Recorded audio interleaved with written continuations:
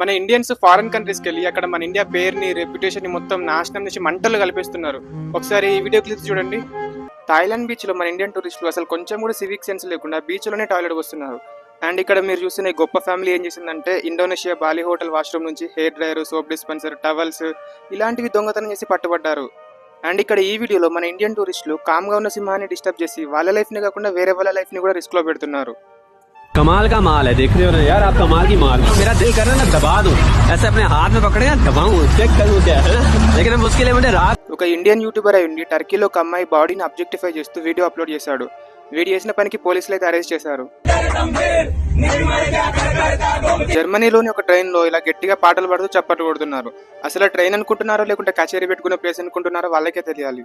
నా రిక్వెస్ట్ ఏంటంటే అసలు ఇలాంటి వాళ్ళు ఫారెన్ కంట్రీస్కి వెళ్ళకండి, ఇంట్లోనే కూర్చోండి. ఎందుకంటే ఇలాంటి వాళ్ళ వల్ల ఏమవుతుందంటే అక్కడికి వెళ్ళిన మన ఇండియన్ టూరిస్టులకి మంచి వాళ్ళకి రెస్పెక్ట్ వాల్యూ లేకుండా అయిపోతుంది. సో కొంచెం సివిక్ సెన్స్ తో ఉండండి ఇలాంటి ఫారెన్ కంట్రీస్కి వెళ్ళినప్పుడు. Yeah that's it for this video guys. Next వీడియోలో మళ్ళీ కలుసుకుందాం.